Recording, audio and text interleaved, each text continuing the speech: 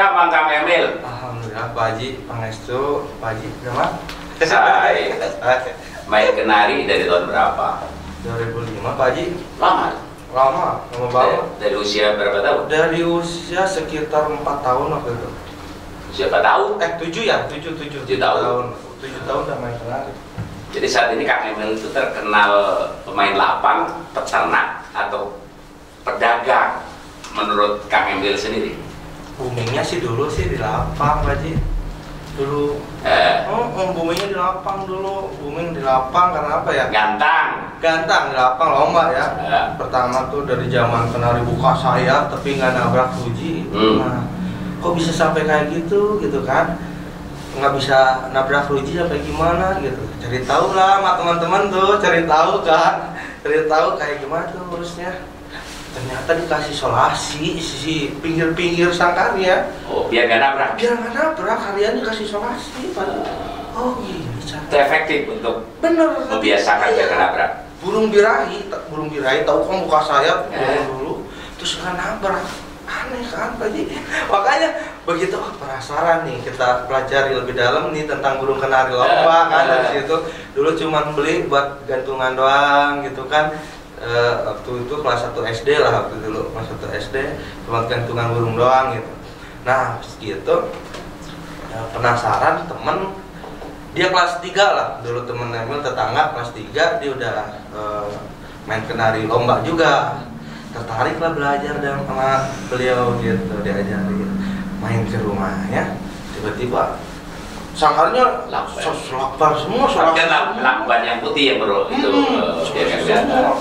Bener, burung-burung yang suka nabrak ruji itu begitu nabrak di solasi di lakban itu satu lagi kan. Jadi dia trauma, jadi nggak mau. Tapi kalau dilepas dia akan nempel lagi atau enggak jadinya? Karena mungkin waktunya lama ya, terus dikasih shock terapi seperti dikasih lakban itu. Kapok kenarinya. Kapok, ya bener. Karena kan kalau menurut Emil pribadi, kenari itu sama kayak manusia sih ya, punya insting, tapi dia insting kan. Dia kalau kita nabrak nih kita pasti celaka, kalau kita nabrak pasti celaka, ibarat kata gitu. Makanya begitu main ke lapangan, ngeliat, wah ini kayaknya bagus gitu kan. Lihat burung buka sayap tapi dia nggak nabrak. Kalau penilaian kenari kalau nabrak itu lumayan ya, apa penilaiannya jatuh ya? Iya, karena bisa di situ kan emang udah tradisi dari dulunya mungkin ya. Dari nabrak, dirahi, didis. Kalau lagi ngeruji bahasanya. Karena kalau nggak seperti itu, kalau nggak ngeruji, nggak ada peraturan seperti itu, nggak ada seninya kalau kata betul nggak Pak Haji? Oh iya, Sobat Kongres, ini masukan ya dari Kang Emil, penggemar kenari. Jadi kalau kenari Anda itu ngeruji, tempelin saja pakai lakban. Nanti kalau pakai lakban kan begitu nempel, kenarinya jatuh, lama-lama pasti kapok. Itu tips 1 dari Kang Emil. Tambah lagi Pak Haji, karena mungkin sampai itu kan zaman dulu ya, 2007 kan, sekarang udah berapa tahun lah. Nah, sampai ke sini alhasil jadi apa? Benang. Jadi benang, bukan solasi lagi. Yang di mana? Di pinggir-pinggir sangkar, kanan kirinya jadi benang. Diikat dari bawah, benangnya diikat dari bawah, ditarik ke atas kan. Tiap satu jeruji dikasih benang, tarik ke atas. Jadi begitu digantangan udah nggak kelihatan benangnya kan. Oh ya, nggak kelihatan kecil ya? Karena ada yang pakai senar panci, ada yang pakai. Nggak kelihatan ya? Nggak kelihatan. Seperti itu sampai menyiasatinya biar burungnya tuh nggak nabrak gitu. Sampai seperti itu terapinya Pak. Terapi. Makanya kalau Emil pribadi, ini saran buat teman-teman dari Emil pribadi. Kalau milih burung kenari, pertama bukan dari materinya, itu bukan dari materi sekarang tampilannya, irama lagu atau apa. Yang pertama harus diperhatikan anti ruji dulu. Karena apa? Mubajir bila mana suaranya bagus, penampilannya bagus gitu. Kalau buat lomba ya, ini ya, bukan buat ternak ini. Saran dari Emil pribadi, nyari burung yang pertama dasarnya anti ruji dulu. Karena apa? Banyak kan burung misalkan kelihatan nih, kalau burung anti ruji dia terbang-terbang gitu aja. Dia nggak mau nabrak kayak walaupun birahi juga. Kayak beranjangan dia, loncat-loncat ke atas. Itu saking dia bener-bener anti ruji. Memang kalau ngeruji itu nyembuhinnya sulit. Sulit Pak Haji, karena itu karakter ya. Alamiah. Nah rata-rata kalau yang emang perhatiin dari dulu kenari yang anti ruji itu biasanya kakinya kurang nggak rapi ya, ada yang bengkok kukunya atau enggak ada yang kukunya nggak ada. Itu biasanya burung seperti itu anti ruji. Anti ruji. Karena mau Pak Haji, kebayang gini Pak Haji, sempat Emil pribadi juga ya punya kenari yang suka meruji. Karena apa? Begitu penilaian mau berakhir, 1 menit penilaian mau berakhir, dia kan, aduh, burung nggak tahu duit. Udah dis ya? Burung nggak tahu duit, bener dis. Burung nggak tahu duit. Burung nggak tahu duit, bener. Astagfirullahaladzim, ngeliat kan, Emil banding-banding sama burung yang lain kan. Wah, kerja bagus gitu kan, volumenya, lagunya, durasinya, wah, gitu ngangkat cepet. Begitu 1 menit mau penilaian mau berakhir, wah, burung yang meruji. Jadi untuk para pemain kenari, kalau mau cari kenari, pertama berada yang anti ngeruji dulu. Nah, betul itu. Kang Emil, Bandung dulu jadi barometer kenari. Benar. Saat ini di Latberan kurang terlalu rame, itu faktor apa menurut Kang Emil? Kalau saya pribadi menyiasatinya sekarang ya, beda merhatiin sekarang tuh kayaknya orang gimana. Satu kan kalau kenari sensitif, sangat sensitif. Sensitifnya kenapa? Satu burung kan bunyi terus, bunyi semua ya Pak Haji, bunyi semua burung ya kalau kenari.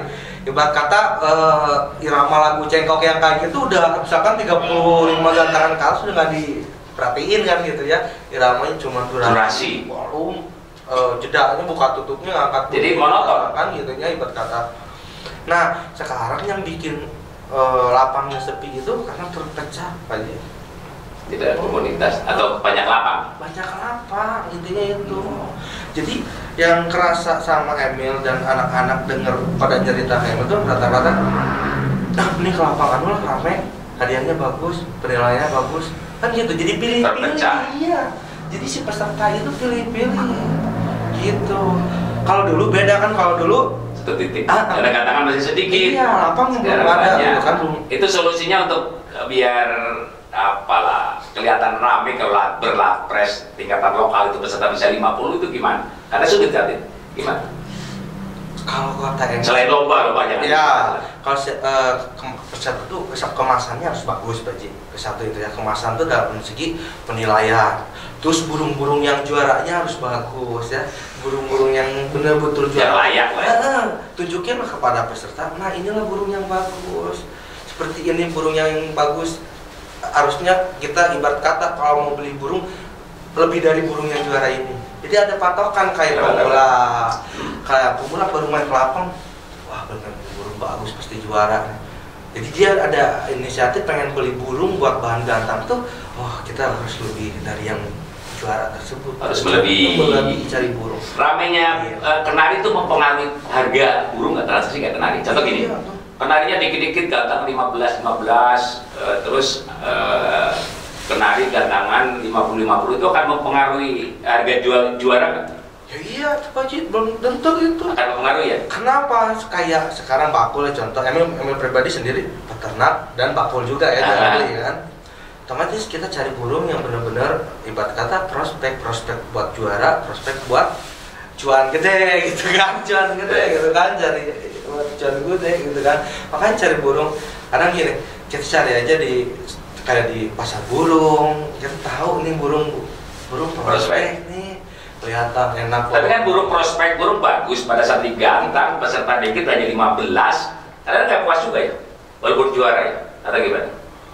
Tapi kan kepuasan kejuaraan itu manakala mengalahkan banyak lawan atau gimana menurut Kang Emil?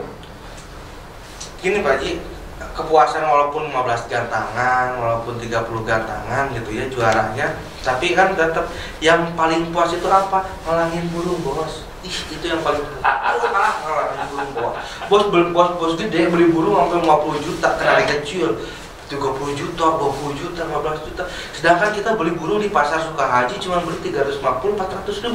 Itu puas banget bener ngalahin burung-burung bos. Saat ini transaksi terbesar ya 3 tahun terakhir di Bandung kenari itu berapa sih?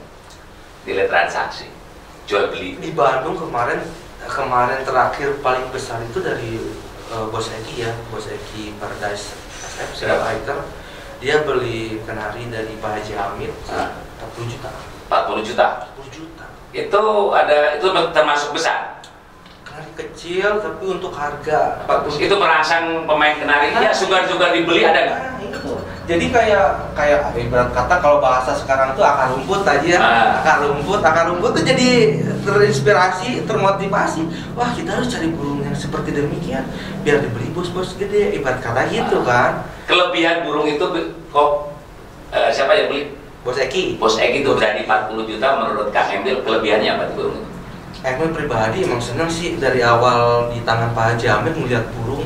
Wah, volumenya bagus, durasinya panjang banget, tuntas, gak pernah mutus. Di gantangan nih berapa kali ketemu di gantangan tuh dia gak pernah mutus panjang-panjang, Pak Haji. Lagunya enak, volumenya enak, gayanya wah melengkung ngawat gitu. Begitu aja ada juri di bawah tuh dia di atas tuh palanya ke bawah. Kan antik gitu kan, dilihat sama penonton terus dilihat sama juri dari jauh juga kan enak banget. Bener-bener sayangnya nggak lama umurnya. Nggak lama. Itu transaksi hanya itu, yang lain jarang. Jual beli. Kesininya transaksi burung-burung impor sekarang yang lagi ramai. Kenari impor masih. Justru. Kenapa? Justru sekarang. Memang peternak lokal nggak produktif, kenapa kok masih ada impor? Justru sekarang kalau emang perhatiin yang lagi ramai yaitu kenari jenis rasmi. Ada dari Iran impor. Dia posturnya panjang. Postur mempengaruhi suara? Rata-rata kebetulan. Yang juara-juara yang itu rasmi. Kebetulan rata-rata ya Pak Haji, karena mungkin si jenis rasmi ini datang ke Indonesia sekitar tahun 2019 baru ada datang jenis baru ini. Jadi peternak lokal belum sempat pada ternak. Ya udah, kalau sekarang udah ya. Nggak, postur kan gini, itu kan karena posturnya beda jenis rasmi. Iya, di standar umum sama besar lah bisa. Itu saat ini mendominasi di kejuaraan nggak jenis rasmi? Rata-rata untuk sekarang ini lagi ramai booming yang juara-juara tuh kebanyakan rasmi. Ya kalau YS kan dari dulu udah lama ya kan. Yes. Dan sekarang untuk rasmi. Pak. Harganya di bawah YS. Agak di bawah YS tapi bisa setara juga. Karena Kang Emil ternak? Alhamdulillah Pak Haji ada. Berapa pasang yang rasmi itu? Rasmi sekarang ada sekitar 12 ekor Pak. 12 ekor, udah produktif semua, sebagian ada yang prestasi. Itu harga jual berapa?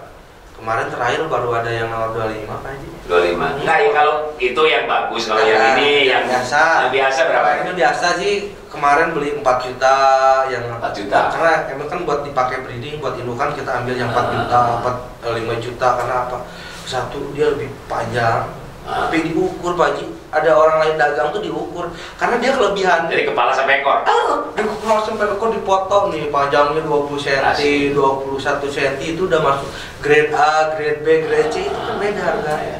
Nah, ketambah kan Iran tuh, dari Iran kan cuacanya nggak jauh beda lah gitu kan sama Indonesia. Si rasmi ini lebih condong adaptasinya cepat. Adaptasi cuaca. Jadi begitu tolol lah. Begitu bongkar box, wah banyak yang gacor-gacor kelihatan. Ada yang kayak yang goyang kan sekarang tren. Kalau yang dari impor itu importer di tingkat eceran berapa Kas? Di tingkat eceran biasanya mereka jual 3,5 juta. Mahal juga ya? Mahal juga. Dan yang dikata rata-rata rasmi. Sekarang lagi ramai. Kenari rasmi yang impor itu masa tayang atau kita piara masa kira-kira berapa tahun? 3-4 tahun bisa? Oh lebih. Umurnya sama panjang umurnya kalau kenari. Kalau kenari emang pribadi perhatian pernah rawat sampai 10 tahun. 10 tahun. Kenari panjang. Panjang. Iya, usianya bisa panjang. Bisa panjang. Gak jauh sama murai kalau kenari gitu kan. Rasmi ini sekarang lagi booming tuh karena apa? Transaksinya gede terus Pak Haji. Ke satu burungnya gampang gedur di lapangan konslet aja Pak Haji. Wah di lapang tuh tak panjang ekornya sampai itu masuk kenari umum ya kalau kecil kan? Enggak.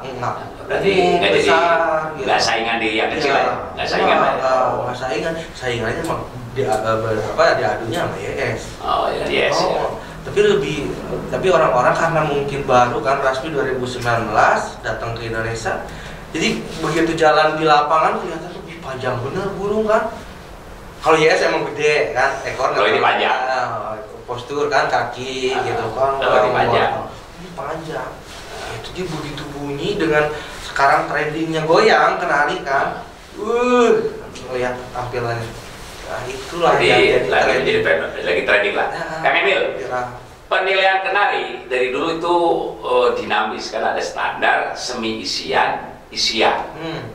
Jadi menurut Kang Emil sebagai praktisi atau pelaku kenari itu gimana? Standar, isian, semi isian yang bagus yang mana sih menurut Kang Emil? Karena gini ya, kalau melihat saya sebagai peserta Pak Haji, dari misalkan taruhlah gantangan Pak Haji 70 gantangan itu ya full. Dengan teriaknya para peserta, irama lagu kadang nggak kedengeran Pak Haji. Betul, nggak kedengeran irama lagu, biasanya nggak kedengeran. Jadi yang pertama benar-benar diperhatiin ya, itu durasi lagu, tampilan, kan? Tampilan tuh kayak gayanya, warnanya gitu kan. Tampilan, durasi, irama lagu, dan volume. Itu yang mendominasi biasanya untuk burung-burung yang juara. Seperti itu, burung-burung yang juara kan rata-rata kalau buat digantangan untuk irama lagu karena teriaknya peserta dengan suara kenari kayak beda kayak jadi, mulai. Agak rancu ini. Yang rancu untuk sekarang. Standar, isian, semi isian juga rancu. Terkecuali kalau betul-betul isiannya atau cengkok ya, irama lagunya istimewa banget dengan volumenya powerful, lebih di atas rata-rata kenari kecil atau di atas rata-rata kenari. Di saat ini nyaris main durasi lah ya. Itu untuk saya main durasi. Bukan tutup cepat dengan tampilan karena goyang gitu kan. Karena apa? Kalau mainin, cengkok saya bagus, irama lagu guru saya bagus gitu kan. Tapi teman bapak peserta yang lain teriak, buat apa Pak? Nggak kedengeran mau banjir Pak, betul. Kata gitu. Kalau ada yang komplain kan, nggak kedengeran, makanya jangan teriak Pak, biar irama lagu. Itu kenapa? Kenapa penonton atau kontestan penari burungnya kecil tapi teriaknya pun itu faktor apa? Kalau murah kan nggak terlalu gitu-gitu amat, itu faktor apa? Faktor nggak tahu malu kayaknya Pak. Bener, faktor nggak tahu malu. Kang Emil kalau gantang teriak-teriak juga? Nggak sama gitu. Ayo, teriak juga? Enggak, gini aja biar orang lain. Emil aja nggak teriak, sekali harus contohin yang bener atau Pak Haji. Mau di kenari harus contohin. Jadi nggak teriak? Terus ada hati mau teriak, pantau juri, nomor 30 pantau, tapi masalahnya burung yang kecil teriaknya seperti bobotoh. Kan gitu. Aneh gitu. Padahal burungnya kecil. Tolong jangan teriak tuh biar apa? Ya kasihan yang punya amunisi kenari, dia irama lagunya bagus. Kan dia kedenger mubajir, ketutup sama suara peserta yang lain gitu kan. Nah makanya sempat dulu emang ngadain event dibanyakin. Terus yang teriak kita tegas di dis, nomor berapa? Kita nggak akan pandang bulu dia bos atau dia siapa, kita nggak akan pandang bulu. Dis, kenapa? Peraturan tertulis, tapi sulit juga karena kita nggak tega juga ya. Kadang gitu seperti itu ya. Tapi untuk merubah tradisi seperti ini, ya kita harus benar-benar sadis. Ya makanya di Kang Emil sebagai tokoh penari bakul nanti pada saat kita ngadain lomba coba tampil di depan. Oh insya Allah siap. Kepada para kontestan yuk penari mania kita bareng-bareng tampil santun gitu kan, biar apa? Biar juri lebih leluasa menilai kan. Betul. Betul, lebih enak kan didengerin gitu kan. Dia nggak semacam ngeliat burungnya gini doang ngedengerin durasi sama volumenya, tapi irama bagus nih iramanya apa? Karena irama lagu emang bisa buat dibanding-banding. Contoh 30 sangkar, durasi kerjanya bagus. Misalkan dari awal penilaian sampai akhir penilaian durasi kerjanya tuh bagus. Wah, buka tutupnya cepat, durasinya dor-doran, panjang-panjang kan. Pembedanya ya irama lagu. Irama lagu iya, kan gitu, irama lagu sama polu. Dan sekarang sama penampilan ada gaya itu, Mas. Ada gaya masuk kriteria. Terakhir tapi. Terakhir itu untuk penunjangnya. Makanya buat para peserta, hari jangan teriak, mending burung aja. Banding burung lain lah, mending juga lah liatin burung. Ini kalau di Lampur suka transaksi masih berjalan kan? Kalau penari kecil itu rata-rata transaksi dinilai berapa kalau juara lapres, laper itu? Alhamdulillah masih di angka 3.000, 2.000. Masih di angka 3 juta. Penari lokal loper AF bisa angka 3 juta. Kemarin malahan ada nih temen Emil dulu namanya Depi ya. Sekarang lagi di Amerika. Dulu anak-anak Abah Uji, Depi IPT. Sekarang di Amerika. Ya terangsang lagi nih main kenari. Kan ada teman-temannya tuh di arah Banjaran. Dia di Amerika tapi burungnya pada di Banjaran kan ditemenin. Kemarin baru beli kenari kecil di lapangan, kemarin berapa 10 juta. 10 juta kenari kecil kemarin. Jadi gini, burung itu rame sebenarnya kalau bos-bos itu pada minat ke situ, mau pada beli. Burung itu prestis, transaksi juga mahal. Jadi Kang Emil sebagai praktisi kenari coba arahin bos-bos yang suruh main kenari. Biar apa? Ada gengsi di situ. Justru sekarang lagi ketat lagi gengsinya. Gengsinya. Nah, kan ibarat kata itu sebagai peluang ya buat para penjual atau penggemar kenari di lapangan lomba. Outsider lah. Outsider. Ada yang gitu kan. Jadi peluang bener jadi peluang karena apa? Mumpung bos-bos gede ini lagi pada ibarat kata mangap ya, cari butuh amunisi yang benar-benar bisa viral bawah harkat derajat si yang pemilik burung gitu kan. Karena kalau udah gengsi harga kadang-kadang ditebak ya. Ditebak nggak ada dia, bener udah nggak ada nominal kan kalau udah suka bos gede dia udah nggak lihat nominal mau berapa. Duit banyak gitu kan, gengsi tersalurkan kan. Nah, itu. Nah, hasil begitu sekarang event-event ramai lagi, bos-bos besar turun lagi, jadi alhamdulillah bergairah anak-anak melatih pada rajin kan gitu. Optimis Kang Emil main di kenari yang bakul peternak itu dengan pandemi sudah berakhir ya bisa untuk hidup, optimis. Justru alhamdulillah Pak Haji dari 2000 terakhir kerja itu 2015 saya kerja di restoran Jepang di Kajigawa dulu kerja sambil ternak ya ternak sambil lomba, sambil jual beli juga kenari. Sampai sekarang saya 2015 sampai 2022 saya ngandelin penghasilan dari kenari. Makanya asa kebantu banget sama kenari. Jadi kayak orang-orang yang ketipu gitu di online gitu kayak gitu-gitu tuh ngerasa kesinggung juga kalau saya pribadi Pak Haji. Karena apa? Karena saya mata pencarian saya dan keluarga saya itu hanya di kenari gitu. Makanya tersinggung. Pedagang-pedagang yang nggak bener ya? Sampai saya. Kadang-kadang ke bawah-bawah ya? Iya. Ke bawah ya? Pada laporan rata-rata Pak Haji. Kang ini dari Bandung ini orang nggak bener. Jual beli Kang saya transfer burung tapi burungnya nggak dikirim. Saya beresin. Biar apa? Satu, kasihan yang beramanah ya. Iya. Jualnya bener. Pedagang-pedagang yang bener jadi terbawa-bawa imbas. Karena saya dari dulu pengen bagaimana caranya citra kenari anak-anak Bandung itu bagus di mata orang lain gitu, di luar kota ya. Apalagi sampai ke Sumatera bagus citra anak kenari Bandung. Makanya ada oknum-oknum seperti itu ya saya viralin. Gitu kan. Biar kapok. Iya biar kapok, ayo berantem, saya belain yang bener lah ibarat kata. Mau diajak berantem juga karena belain yang bener kan. Iya. Dengan apa? Dengan belain otomatis saya dari dulu pengen Nari rame, stabil jual beli benar. Menjaga citra juga anak-anak kenari Bandung yang lain, kasihan yang benar-benar jujur. Oh, sekarang wah beli di Bandung nggak boleh pada nipu. Videonya bagus. Apa-apa orang Bandung. Iya tuh, saya menjaga citra Bandungnya ini loh. Gitu kan kasihan yang lain. Kenapa penari Bandung videonya pada pintu videonya begitu dari sampai rumah birahi burungnya nggak sesuai video karena itu. Iya, jaga citra. Kang Emil hidup dari perburungan. Perburungan berarti berkepentingan ya, khususnya kenari tetap ramai kan. Jadinya saya minta nanti setiap saya bikin event kenari dukung ya. Iya pasti dengan semangat dukung ya. Biar apa? Kalau kenari ramai otomatis daya jual beli akan semarak. Iya karena semua pedagang kebagian lah gitu kan. Betul merasa sama saya pribadi Pak Haji. Betul imbasnya ramai kenari itu. Imbasnya mungkin ya kayak pedagang-pedagang semua ke bawah lah ya. Ke bawah benar angka.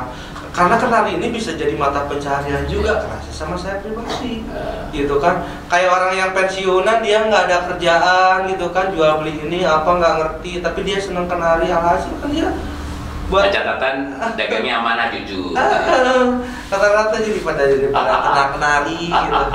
Oke Kang Emil, udah 22 menit. Ternyata itu sudah 25 menit ya. Terima kasih obrolannya. Semoga Kenari Mania nonton dan ya ada pengalaman yang bisa diambil gitu ya. Iya betul Pak Haji. Oke Sobat Kongres, ngabangkong tuh beres-beres. Demikian bincang-bincang dengan Kang Emil Kenari, bahas tentang kenari. Ya, semoga bermanfaat. Sampai jumpa.